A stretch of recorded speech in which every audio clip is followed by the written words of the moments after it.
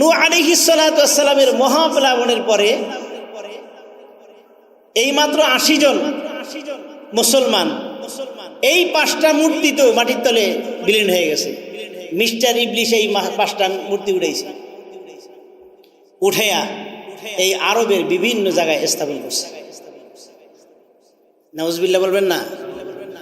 স্থাপন করে ওই যে ৮০ জন ইমানদার নূহ আলাইহিস সালাতু ওয়াস সালাম এর মধ্যে দুনিয়া থেকে চলে গেলেন। যাওয়ার পরে নবীহারা মুসলমান এরা তো এই মূর্তিগুলা দেখে নাই। এরা যখন আরবের বিভিন্ন জায়গায় বিভিন্ন গোত্রে এই মূর্তিগুলা স্থাপন করে দিয়েছে, এই শয়তান আস্তে আস্তে একবারে মানে আল্লাহর অলির ভেসে দাওয়াতি কাজ শুরু করলো। এই মূর্তি পূজার দিকে আহ্বান করা শুরু করলো। আহ্বান করা শুরু করতে করতে করতে এমন একটা অবস্থায় আসলো, ইব্রাহিম আলাইহিস সালাতু ওয়াস সালামকে আবার আল্লাহ তাআলা দুনিয়াতে পাঠাইলেন। এমন অবস্থায় পাঠাইলেন প্রায় সমস্ত মানুষই একবারে দিন হারা মুশরিক অবস্থায় মূর্তি পূজা করে এবং মূর্তি বানায়। ইব্রাহিম আলাইহিস সালাতু ওয়াস সালামকে এমন একটা ঘরে আল্লাহ রাব্বুল আলামিন পাঠাইলেন যার বাবা মূর্তি তৈরি করে। কথা বুঝছেন নি? ইব্রাহিম আলাইহিস সালাতু ওয়াস সালাম দুনিয়াতে আসলেন, এখন বুদ্ধি বিবেক হওয়া শুরু হয়েছে, একটু বড় হয়েছে। আমি কিন্তু একবারে সংক্ষেপে সারমর্মগুলো বলতেছি। ইব্রাহিম আলাইহিস সালাতু ওয়াস সালাম যখন দিনের বুঝ একটু তার ভিতরে আসলো, আল্লাহ তাআলা তো প্রত্যেক নবীকেই দিন দিয়ে দুনিয়াতে পাঠাইছে। যখন আস্তে আস্তে বড় হইতেছিল তাদের জ্ঞান বুদ্ধি বিবেক প্রসার হইতেছিল। অনেক ঘটনা সেদিকে যাব না।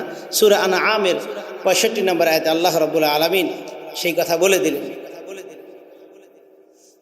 আমার ভাইয়েরা, ইব্রাহিম আলাইহিস সালাতু ওয়াস সালাম যখন আস্তে আস্তে বড় হতে লাগলেন, তার বাবাকে যখন দেখলেন মূর্তি তৈরি করে, ইব্রাহিম আলাইহিস সালাতু ওয়াস সালাম বললেন, ওয়া ইয ক্বালা ইব্রাহিমু লিআবিহি আযার আতাত্তাখিযু আসনামান আলিহা ইন্নী আরাকা ওয়া কওমাকা ফী দালালিম মুবিন।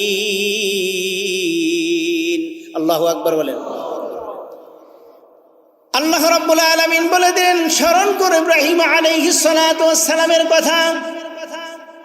যখন তার বুদ্ধি বিবেক প্রসার হতে লাগলো, তার বাবাকে যখন মূর্তি তৈরি করতে দেখলো, তখন তার বাবাকে বলল, ওয়া ইয ক্বালা ইব্রাহিমু লিআবিহি আযার, তার বাবা আযরকে বলল, হে আমার পিতা, আতাত্তাখিযু আসনামান আলিহা, আপনি কি মূর্তি পূজা করেন?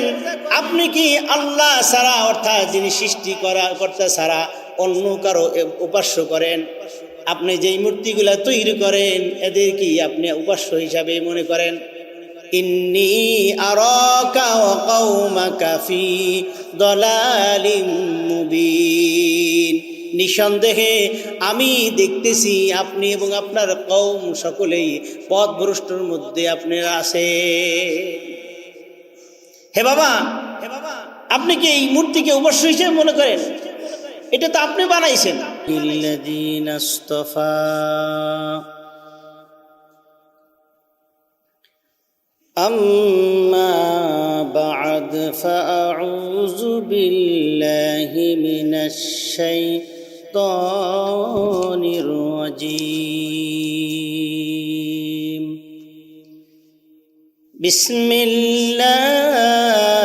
বিসমিল্লাহির রহমানির রহিম।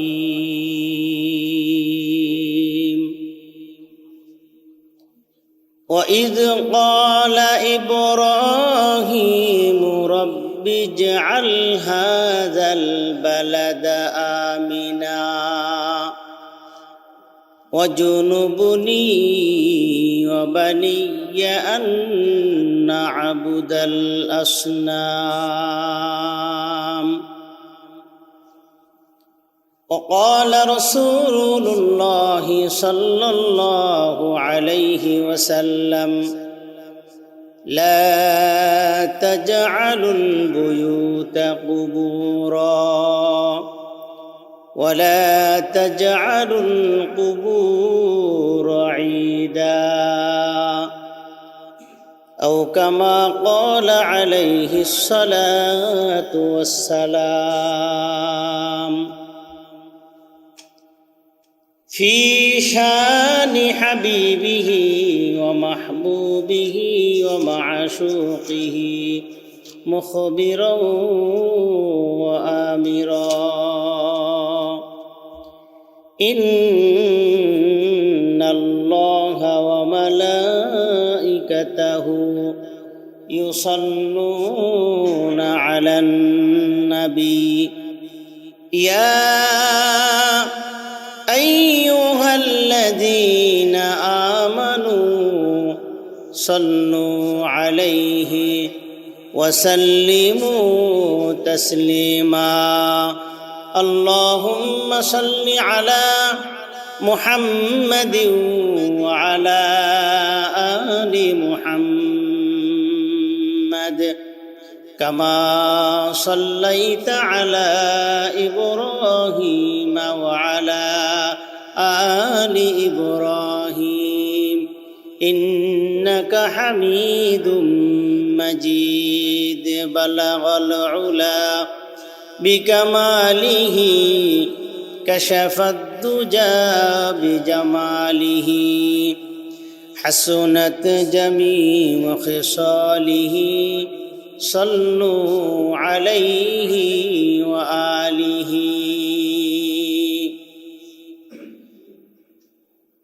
سبحانك لا علم لنا إلا ما علمتنا إنك أنت العليم الحكيم رب اشرح لي صدري ويسر لي أمري واحلل عقدة من لساني يفقه قولي ইমানের পথে অবিচল থেকে আমার মরণ যেন হয় ইমানের পথে অবিচল থেকে আমার মরণ যেন হয় কথা ঠিক কিনা বলেন ইমানের উপর মরতে চাই তোমরা সবাই চাই তোমারই কাছে মিনতি আমার তোমারই কাছে মিনতি আমার মহামহিম দয়াময় ইমানের পথে অবিচল থেকে আমার মরণ যেন হয় প্রতিদিন মিথ্যের মুখোমুখি হই বেদিন ফাসেকেরা করে হই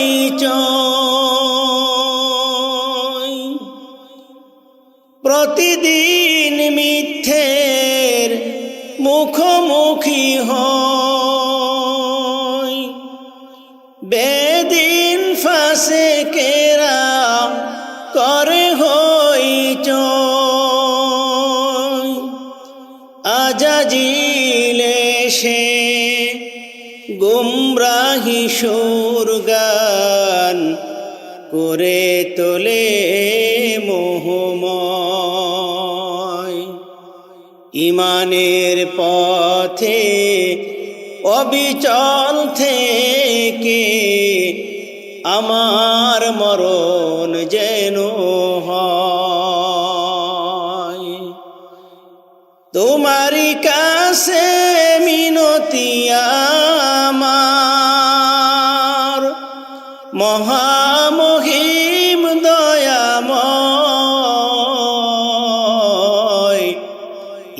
ইমানের পথে অবিচল থেকে আমার মরণ যেন হয়। চিল্লাই বলেন আমিন। সম্মানিত উপস্থিতি, আল্লাহ রব্বুল আলমিনের দরবারে লাখো কোটি শুকরিয়া, যেই মহান রব্বুল আলমিন অত্যন্ত মহাব্বত করে ভালোবেসে আল্লাহ তাআলার ঘর মসজিদ তথা জান্নাতের বাগানে জান্নাতি পরিবেশে আপনাকে আমাকে আসার বসার তৌফিক দান করেছেন। সেই মাবুদের দরবারে অন্তরের অন্তঃস্থল থেকে শুকরিয়া জ্ঞাপন করে সকলেই বলি আলহামদুলিল্লাহ।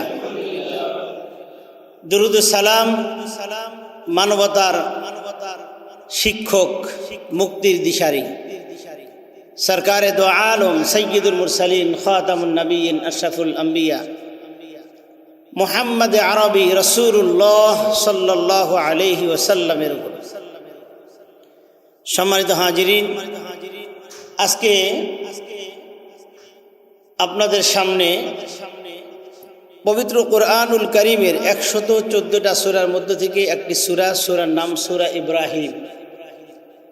সূরা ইব্রাহিমের 35 নম্বর আয়াতে কারিমা তিলাওয়াত করেছি। রাসূল আকরাম সাল্লাল্লাহু আলাইহি ওয়াসাল্লামের অসংখ্য অগণিত হাদিসের ভান্ডার থেকে ছোট্ট এক টুকরা হাদিস তিলাওয়াত করেছি। আল্লাহ রাব্বুল আলামিন এই আয়াতের মধ্যে বলেন, ওয়াইদ ক্বালা ইব্রাহিম রব্বি জাআল হাযাল বালাদা আমিনা। আল্লাহ রাব্বুল আলামিন ইব্রাহিম আলাইহিস সালাতু ওয়াস সালামকে যখন তার সন্তান নির্বাসনে দেওয়ার জন্য আদেশ করলেন এবং তার বিবি হাজেরাকে, ইব্রাহিম আলাইহিস সালাতু ওয়াস সালাম বিবি হাজেরা এবং সন্তান ইসমাঈলকে রেখে আল্লাহ রাব্বুল আলামিনের কাছে সর্বপ্রথম যেই দোয়া করেছিলেন সেই দোয়াটা হচ্ছে ওয়াইদ ক্বালা ইব্রাহিম রব্বি জাআল হাযাল বালাদা আমিনা। হে আল্লাহ, আমি যে আমার এই সন্তানকে রেখে গেলাম, যেই স্থানে রেখে গেলাম, এই স্থানটাকে শান্তিময় একটা নিরাপদ নগরী হিসাবে আল্লাহ তুমি বানাইয়া দাও। সন্তানের জন্য কি দোয়া করলেন?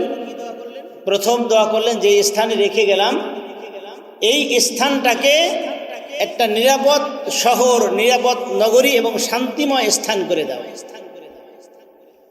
বাবা সন্তানের জন্য দোয়া করতেছে।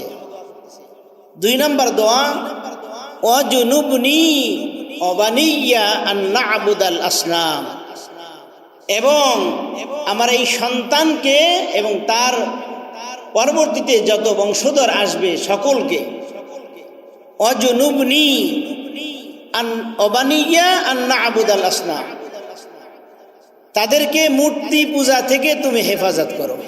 সুবহানাল্লাহ বলবেন না? বাবার উপদেশ এবং বাবার দোয়া দেখেন আল্লাহর কাছে।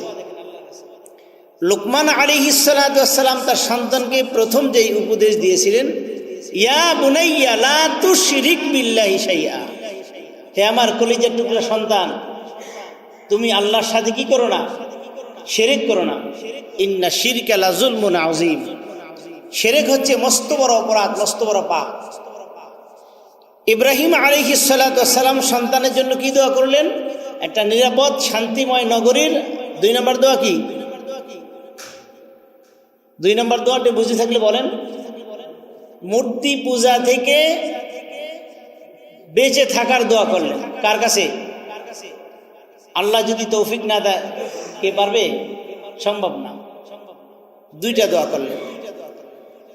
এই হচ্ছে আয়াতের অনুবাদ, সরল অনুবাদ। কেন দোয়াটা করলেন, কখন করলেন, সেই প্রসঙ্গে আমি পরে আসবো। হাদিসে রাসূল সাল্লাল্লাহু আলাইহি ওয়াসাল্লাম বলেন, লা তাজআলুল বুয়ুতা কুবুরা, হে আমার উম্মতেরা, তোমরা তোমাদের ঘরকে কবর বানাইও না। ঘরকে কবর বানাইও না, অর্থাৎ কবরে যেমন ইবাদত বন্দেগী চলে না, করা যায় না, তোমরা ঘরকে কবরের মতো বানাইও না, অর্থাৎ ঘরের মধ্যে ইবাদত বন্দেগী করো, কোরআন তেলাওয়াত করো, নফল নামাজ পড়ো, সুন্নত নামাজ পড়ো, যে সকল নামাজগুলা মসজিদে গিয়ে পড়তে হয় ওইগুলা বাদে, ফরজ নামাজ যেমন মসজিদে গিয়ে পড়তে হয়। এছাড়া নফল ইবাদত বেশি বেশি ঘরে করো, কারণ তোমাকে দেখে তোমার সন্তানরা শিখবে। ওয়ালা তাজআলুল কুবুর ঈদা, খবরদার তোমরা আবার কবর স্থানকে আনন্দের জায়গা বানাইও না, উপাসনালয় বানাইও না। ঈদ মানে আনন্দ। তাহলে উপদেশ দুইটা এখানে, ঘরকে কবর বানাইও না আর কবরকে আনন্দের জায়গা বানাইও না। এই হচ্ছে কোরআন এবং হাদিসের সরল অনুবাদ। আসেন একটু ব্যাখ্যার দিকে যাই। আমরা একবার পূর্বের ইতিহাসে চলে যাই। মূর্তি পূজা কখন থেকে শুরু হলো? আমাদের জাতির পিতার নাম কি বলেন? কি নাম? ইব্রাহিম আলাইহিস সালাতু ওয়াস সালাম। তিনি তার সন্তানের জন্য যে দোয়া করলেন, আল্লাহ আমার সন্তানদেরকে মূর্তি পূজা থেকে তুমি হেফাজত করো, তার মানে বোঝা যায় মূর্তি পূজা আগেও ছিল। এই কথা দ্বারা এটি বোঝা যায়। সাইয়্যিদুনা আদম আলাইহিস সালাতু ওয়াস সালাম পৃথিবী থেকে যখন চলে গেলেন, তার 600 বছর পরে তার সন্তান ছিল হযরত কেনান আলাইহিস সালাতু ওয়াস সালাম। তার মাধ্যমে ইসলামের প্রচার হতেছিল। খুবই একনিষ্ঠ একজন নবী ছিলেন তিনি। তার ওফাতের পরে একদল আল্লাহর ওলি ধর্ম প্রচার শুরু করলেন একনিষ্ঠভাবে। তার মধ্যে 5 জন ওলির নাম কোরআনে আসছে। একটু পরে আমি শোনাচ্ছি কোরআনে একটা। 5 জন ওলির নাম কোরআনে আসছে। 5 জন ওলি ওই সময়ে এমনভাবে ধর্ম প্রচার করতেছিল যেন নবীদের মতোই তারা ধর্ম প্রচার করে মানুষকে একনিষ্ঠ ঈমানদার হিসেবেই ইবাদত বন্দেগী একসাথে করত।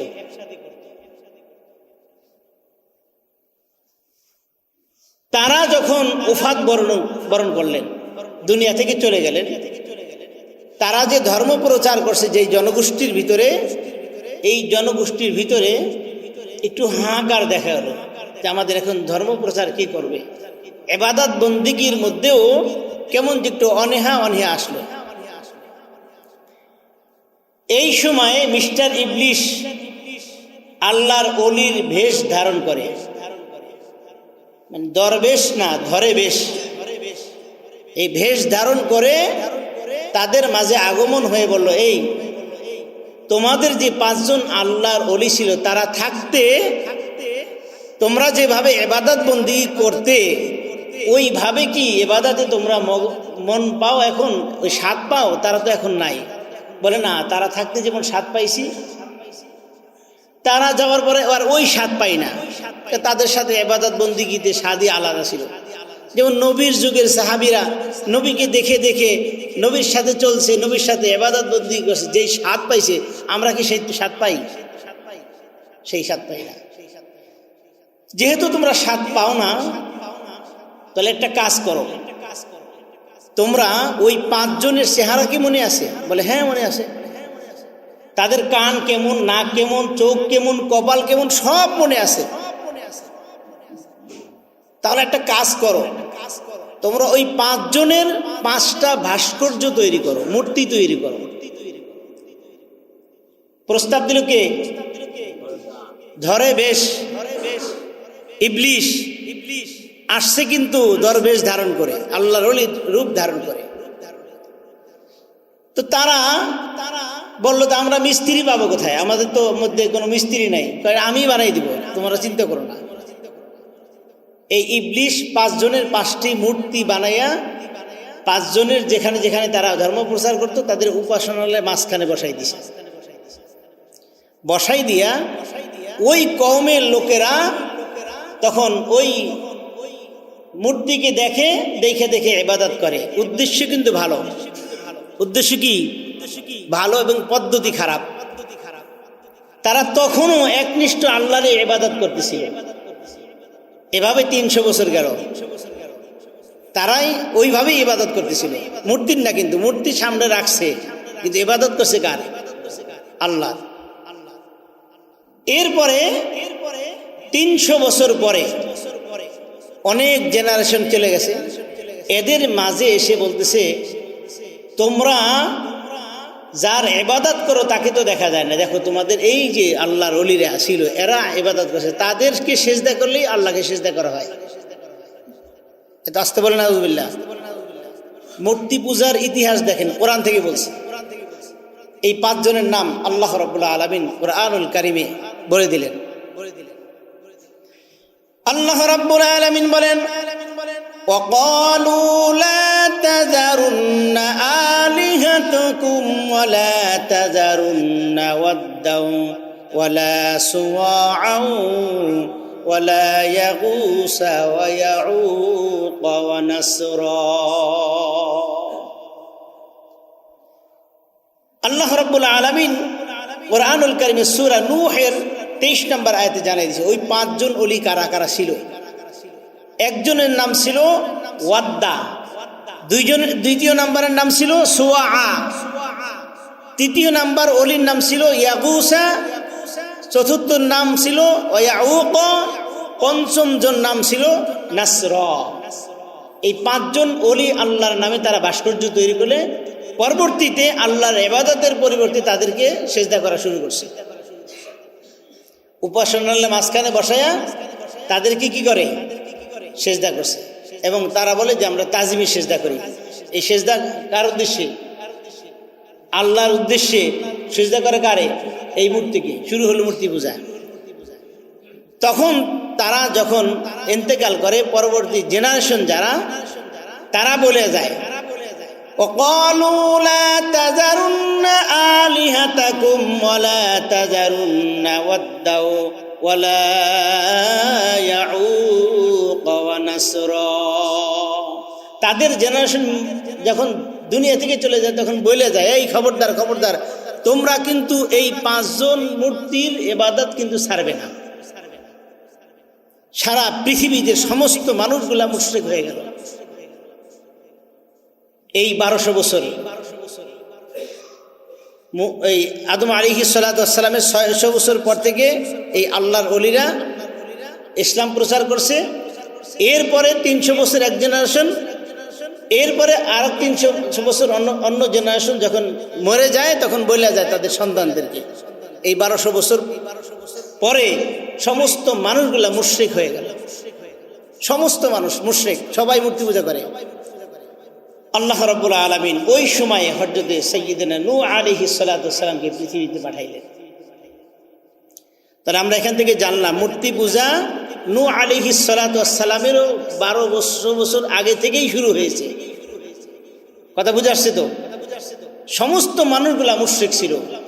আল্লাহ রাব্বুল আলামিন নূহ আলাইহিস সালাতু ওয়াস সালামকে পাঠাই দিলেন। আমি সংক্ষেপে শেষ করব কারণ সময় খুব কম। আমি মূর্তি পূজার একটু ইতিহাস, যেই পূজার মধ্যে আমাদের মুসলমান সন্তানেরা না গেলে ঘুমই হয় না, আনন্দ হয় না, ইতিহাসটাকে একটু শোনেন কত জঘন্য। সাইয়্যিদনা নূহ আলাইহিস সালাতু ওয়াস সালাম যখন আসলেন 950 বছর পর্যন্ত দাওয়াত দিলেন। সুবহানাল্লাহ বলেন। নূহ আলাইহিস সালাতু ওয়াস সালামের নামের অর্থ হচ্ছে ক্রন্দনকারী, অর্থাৎ নূহ আলাইহিস সালাতু ওয়াস সালাম দাওয়াতি কাজ করতে গিয়ে এত মার খাইছে, মার খাইতে খাইতে সারাদিন কান্না করতে। এমনও অবস্থা হয়েছে সকালবেলা তারা বস্তায় ভইরা রাস্তার পাশে ফেলে রাখছে, সন্ধ্যার সময় খুলে দিছে যেন দাওয়াত না দিতে পারে। এই অবস্থা সারাদিন করছে, বছরের পর বছর এভাবে কষ্ট। 950 বছর দাওয়াতে দিছে তাদেরকে। মাত্র কোন তাফসির আছে 40 জন ঈমান আনছে, কোন তাফসির আছে 80 জন। যাই হোক 40 জন বা 80 জন, 950 বছর দাওয়াত দেওয়ার পরে 80 জন ঈমান আনছে। আপনি চিন্তা করছেন কত বড় ধৈর্যশীল ছিল। আর আপনি আমি যদি 1 দিন 2 দিন 3 দিন কাউকে নামাজের দাওয়াত দেই, যদি না আসে এরা জাহান্নামী কই একবারে জাহান্নামে পাঠাই দিই, ঠিক কিনা বলেন? অথচ নবীদের ধৈর্যটা কি দেখেন। আপনি আমি যদি 1 দিন 2 দিন 3 দিন বলি, যদি না আসে আমার সেন্টিমেন্ট একবারে অবস্থা খারাপ হয়ে যায়, 180 মিটার রাগ হয়ে যায় আমার, যেহেতু জাহান্নামী হয়ে গেছে, সার্টিফিকেট দিয়ে দিছে। অথচ নবীরা 950 বছর পর্যন্ত দাওয়াত দিছে, মাত্র 40 জন বা 80 জন ঈমান আনছে। কেমন ধৈর্য ছিল এবং কেমন অত্যাচারিত ছিল তারা। 950 বছর পর্যন্ত দাওয়াত দেওয়ার পরে যখন মাত্র এই কয়জন ঈমান আনলো, আল্লাহ তাআলার কাছে নূহ আলাইহিস সালাতু ওয়াস সালাম একটা বরদোয়া করলেন, আল্লাহ এদের অত্যাচারে আর সহ্য করতে পারি না। তিনি আল্লাহ রাব্বুল আলামিনের কাছে দোয়া করলেন, وقال نوح رب لا تذر على الأرض من الكافرين ديارا। রব্বুল আলামিন কাফেরের বংশ রক্ষা পায় এমন একজনকেও দুনিয়ার মধ্যে বাঁচাইয়া রাখেন না। আমাকে যেভাবে ওরা কষ্ট দিয়েছে আল্লাহ, আমি আর সহ্য করতে পারি না। আমি বদদোয়া করে দিলাম, তাদেরকে আপনি ধ্বংস করে দেন। আল্লাহ রাব্বুল আলামিনের কাছে দোয়া কবুল। কুল্লু নাবিয়্যিন দাওয়াতু মুস্তাজাবাত, নবীরা যা দোয়া করে সব কবুল করে আল্লাহ, সুবহানাল্লাহ। দোয়া কবুল হয়ে গেছে। আল্লাহ রাব্বুল আলামিন বলেন একটা কিস্তি তৈরি করো। অনেক ঘটনা, সেদিকে যাব না। কিস্তি তৈরি হলো, ওই 80 জনকে এবং প্রত্যেক প্রাণীর একজোড়াকে নিয়ে কিস্তি তুললেন। সব পৃথিবীর সব ধ্বংস হয়ে গেল, একজনও কাফের নাই এখনো। ওই যে 5টা আল্লাহর ওলির মূর্তি ভাস্কর্য, ওইগুলাও বিলীন হয়ে গেল। এখন আপনার মহাপ্লাবন শেষ হয়ে গেল। পৃথিবীর মধ্যে আসে মাত্র 80 জন মুসলমান, ঠিক কিনা বলেন? একজনও কিন্তু নাই, এখন একজনও নাই। কিন্তু মিস্টার ইবলিশ কি বসে আছে? কি বলেন? মিস্টার ইবলিশ বসে থাকে না। একদিন যদি ফজর পড়তে না পারেন, আপনি যে কান্না দিবেন, এই কান্না আপনার ফজরের গুনাহ তো মাফ হইলই, পিছনে গুনাহ মাফ। শয়তান কাছে সর্বনাশ। পরের দিন সে আইয়া ডেকে উঠে নেক্সট সুরতে থাকা। আমি গতকালকে নরসিংদী মাহফিল ছিলাম, মাগরিব পরে এখান থেকে গেছি, আমি শেষ বক্তা ছিলাম। তো 2টার দিকে এমন বৃষ্টি আর আইতে পারিনি। 2টার দিকে বৃষ্টি হয়েছে, আর ওরাও পাড়াইয়া ওইটারে ডুবেছে, এমন অবস্থা হয়েছে। সকালে আসছে সেখান থেকে। আচ্ছা যাই হোক, তো নূহ আলাইহিস সালাতু ওয়াস সালামের মহাপ্লাবনের পরে এই মাত্র 80 জন মুসলমান, এই 5টা মূর্তি তো মাটির তলে বিলীন হয়ে গেছে। মিস্টার ইবলিশ এই 5টা মূর্তি উঠাইছে, উঠাইয়া এই আরবের বিভিন্ন জায়গায় স্থাপন করছে। নাউজুবিল্লাহ বলবেন না? স্থাপন করে ওই যে 80 জন ইমানদার নূহ আলাইহিস সালাতু ওয়াস সালামের মধ্যে দুনিয়া থেকে চলে গেলেন। যাওয়ার পরে নবীহারা মুসলমান, এরা তো এই মূর্তিগুলা দেখে নাই। এরা যখন আরবের বিভিন্ন জায়গায় বিভিন্ন গোত্রে এই মূর্তিগুলা স্থাপন করে দিয়েছে, এই শয়তান আস্তে আস্তে একবারে মানে আল্লাহর ওলির ভেষে দাওয়াতি কাজ শুরু করলো। এই মূর্তি পূজার দিকে আহ্বান করা শুরু করলো।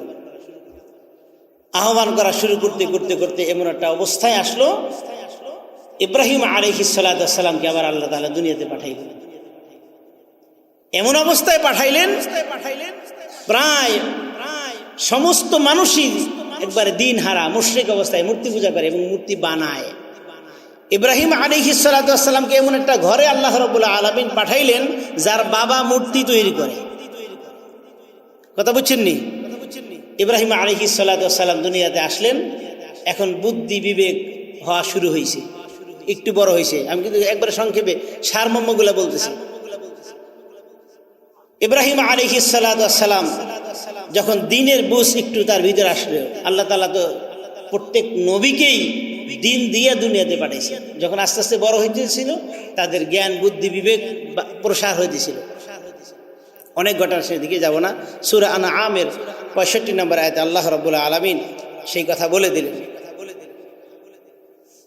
আমার ভাইয়েরা, ইব্রাহিম আলাইহিস সালাতু ওয়াস সালাম যখন আস্তে আস্তে বড় হতে লাগলেন, তার বাবাকে যখন দেখলেন মূর্তি তৈরি করে, ইব্রাহিম আলাইহিস সালাতু ওয়াস সালাম বললেন, وَإِذْ قَالَ إِبْرَاهِيمُ لِأَبِيهِ آزَرَ أَتَتَّخِذُ أَصْنَامًا آلِهَةً إِنِّي أَرَاكَ وَقَوْمَكَ فِي ضَلَالٍ مُبِينٍ। আল্লাহু আকবার বলেন। আল্লাহ রাব্বুল আলামিন বলে দেন, স্মরণ করে ইব্রাহিম আলাইহিস সালাতু ওয়াস সালামের কথা। যখন তার বুদ্ধি বিবেক প্রসার হতে লাগলো, তার বাবাকে যখন মূর্তি তৈরি করতে দেখলো, তখন তার বাবাকে বলল, وَإِذْ قَالَ إِبْرَاهِيمُ لِأَبِيهِ آزَرَ, তার বাবা আজরকে বলল, হে আমার পিতা, আতাত্তাখিযু আসনামান আলিহা, আপনি কি মূর্তি পূজা করেন? আপনি কি আল্লাহ ছাড়া, অর্থাৎ যিনি সৃষ্টি কর্তা ছাড়া অন্য কারো উপাস্য করেন? আপনি যেই মূর্তিগুলা তৈরি করেন, এদের কি আপনি উপাস্য হিসাবে মনে করেন? ইন্নী আরাকা ওয়া কওমাকা ফি দালালিন মুবিন, নিঃসন্দেহে আমি দেখতেছি আপনি এবং আপনার কওম সকলেই পথভ্রষ্টর মধ্যে আপনারা আছে। হে বাবা, আপনি কি এই মূর্তিকে উপাস্য হিসেবে মনে করেন? এটা তো আপনি বানাইছেন, অথচ আপনি বানাই আপনি এটাকে কি করতেছেন? পূজা করতেছেন, উপাস্য মনে করতেছেন। কিন্তু ইন্নী আরাকা, আমি আপনাকে দেখতেছি, কওমাকা, এবং আপনার কওম সহ, ফি দালালিম মুবিন, স্পষ্ট পথভ্রষ্টতার মধ্যে আপনারা আছেন, আমি দেখতেছি। আল্লাহ রাব্বুল আলামিন অন্যত্র বলতেছেন, দেখেন কি বলেন, সূরা মারিয়ামের মধ্যে আল্লাহ তাআলা তুলে ধরছেন ইব্রাহিম আলাইহিস সালামের বক্তব্যটা। ইব্রাহিম আলাইহিস সালাম তার বাবাকে কি বলতেছে দেখেন। আল্লাহ রাব্বুল আলামিন বলেন, ওয়াজকুর ফিল কিতাবি ইব্রাহিম ইন্নাহু কানা সিদ্দীকান নাবিয়্যা, স্মরণ করো ইব্রাহিম আলাইহিস সালাতু ওয়াস সালামের সময়ের কথা। আল্লাহ রাব্বুল আলামিন বলেন, ইব্রাহিম আলাইহিস সালাতু ওয়াস সালামের সময়ের কথা স্মরণ করো। ইন্নাহু কানা সিদ্দীকান নাবিয়্যা, তিনি ছিলেন একজন একনিষ্ঠ একজন নবী ছিল, সত্যবাদী নবী ছিল। আমি আল্লাহ তাআলা সত্যবাদী হিসাবে তাকে সার্টিফাই করে দিলাম। তিনি তার পিতাকে বলতেছে, ইয ক্বালা লিআবিহি ইয়া আবাতি লিমা তা'বুদু মা লা ইয়াসমা'ু ওয়া লা ইউবসিরু ওয়া লা ইউগনি আনকা শাইআ। হে আমার পিতা, লিমা তা'বুদু মা লা ইয়াসমা'ু, আপনি এমন খোদার ইবাদত করবেন না যে কানে শুনতে। দেখেন, ক্বালা আরাগিবুন আনতা আন আলিহাতি ইয়া ইব্রাহিম লা ইল্লাম তানতাহি লানারজুমান্নাকা ওয়াহজুরনি মালিয়া। আল্লাহু আকবার বলেন। শয়তান কিভাবে ওয়াসওয়াসা দেয় দেখেন। সন্তান বাবাকে আদবের সাথে বলতেছে, আর বাবা ধমক মারতেছে। এবার ক্বালা আরাগিবুন আনতা আন আলিহাতি ইয়া ইব্রাহিম, হে ইব্রাহিম, তুমি কি আমার এই যে মূর্তি উপাসনা ছাড়া অন্য কারো ইবাদত করতে চাও নাকি? তুমি কি এগুলো ত্যাগ করতে চাও? লা ইল্লাম তানতাহি, যদি এমনই করো, লানারজুমান্নাকা, আমি তোমাকে পাথর নিক্ষেপ করব। নাউজুবিল্লাহ বলবেন না। সন্তান আদবের সাথে বাবাকে দাওয়াত দিল, আর বাবা কি বলতেছে দেখেন, তুমি যদি এই উপাস্য ছাড়া অন্য কোনো উপাস্য খুঁজো, তাহলে আমি কি করব? তোমাকে পাথর নিক্ষেপ করব। ওয়াহজুরনি মালিয়া, চলে যাও আমার সামনে থেকে, আমার চোখের আড়াল হয়ে যাও। নাউজুবিল্লাহ বলেন। ইব্রাহিম আলাইহিস সালাতু ওয়াস সালাম এই কথা শোনার পরে বাবার জন্য একটা দোয়া করলেন। সুবহানাল্লাহ বলবেন না? সুবহানাল্লাহ বলেন। এই জন্য রাসূল সাল্লাল্লাহু আলাইহি ওয়াসাল্লাম বলেন, মান আসবাহা মুতিআন লিল্লাহি আসবাহা লাহু বাবানি মাফতুহানি মিনাল জান্নাহ ওয়া মান আসবাহা আসিয়ান লিল্লাহি আসবাহা লাহু বাবানি মাফতুহানি মিনান নার ওয়া ইন কানা যালামাহু ওয়া ইন কানা যালামাহু ওয়া ইন কানা যালামাহু। রাসূল বলেন কোন সন্তান যদি মা বাবাকে সন্তুষ্ট রেখে রাত্রি অতিবাহিত করতে পারে তার জন্য জান্নাতে 2টা দরজা খোলা। আর কোন সন্তান যদি মা বাবাকে অখুশি করে বেজার সন্তানের উপরে অবস্থায় রাত্রি শেষ হয়ে গেল তার জন্য জাহান্নামে 2টা দরজা খোলা। এক সাহাবী বলে, ইয়া রাসূলুল্লাহ, যদি মা বাবা জালেম হয়, সন্তানের উপর জুলুম করে, অত্যাচার করে, রাসূল বলেন ওয়া ইন কানা যালামু, যদিও সে জুলুম করে তারপরও মা বাবার সাথে খারাপ আচরণ করা যাবে না। আমার ভাইয়েরা, এত অত্যাচারিত হওয়ার পরে ইব্রাহিম আলাইহিস সালাতু ওয়াস সালাম আল্লাহর কাছে দোয়া করেন, ক্বালা সালামুন আলাইকা, হে বাবা আপনার শান্তির জন্য আমি দোয়া করি, আল্লাহ তাআলা আপনাকে সঠিক বুঝ যেন দান করে। শুধু তাই নয়, আস্তাগফিরু লাকা রব্বি, আমি আমার প্রভুর কাছে আপনার জন্য মাগফিরাতের দোয়া করব। সুবহানাল্লাহ বলেন।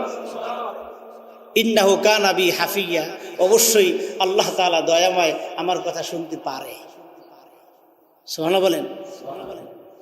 ইব্রাহিম আলাইহিস সালাতু ওয়াস সালাম এইভাবে বিতাড়িত হয়ে সেখান থেকে চলে গেল। আমার ভাইয়েরা, অনেক বড় ঘটনা। মূর্তি পূজাটা কোত্থেকে আসছে একটু বুঝতে পারছেন তো? এইবার সন্তানের জন্য সে চলে গেল ইরাকে, সেখান থেকে বিবাহ শাদী হলো, এরপরে আবার মক্কায় সন্তান নির্বাসিত দিতে গেলেন। এই যে আল্লাহ তাআলা কাছে দোয়া করতেছে, আল্লাহ আমার ওই পূর্বের জাতি তো এই অবস্থায় ছিল, আমার বাবাও এই অবস্থায় ছিল, মূর্তি পূজায় ছিল, এখন আমার সন্তানের জন্য আমি দোয়া করতেছি। আল্লাহ তাআলার কাছে বলে, وَإِذْ قَالَ إِبْرَاهِيمُ رَبِّ اجْعَلْ هَٰذَا الْبَلَدَ آمِنًا وَاجْنُبْنِي وَبَنِيَّ أَن نَّعْبُدَ الْأَصْنَامَ।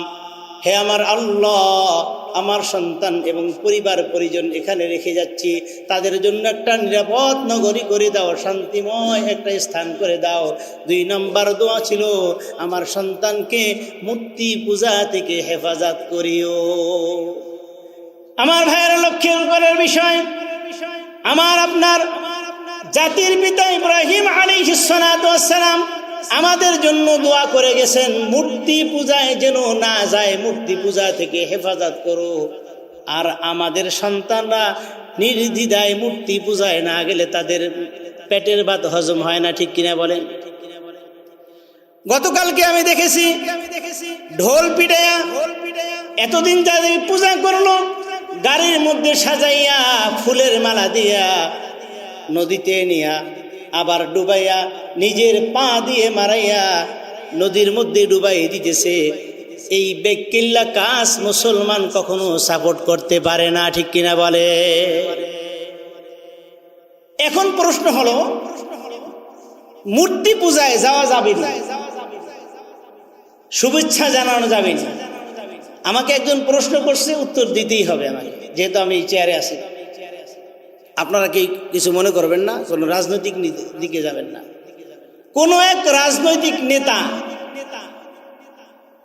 এই পূজাকে শুভেচ্ছা জানিয়েছেন, এটা কি ঠিক? আরে আমার জিজ্ঞেস করছে,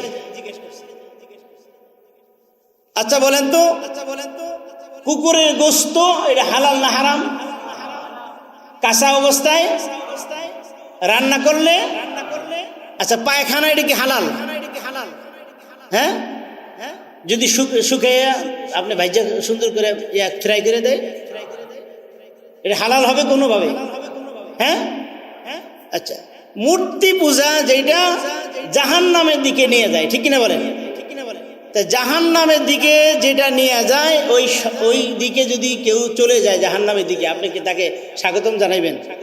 হ্যাঁ, শুভেচ্ছা দিবেন যে ভালো কাজ করতেছো?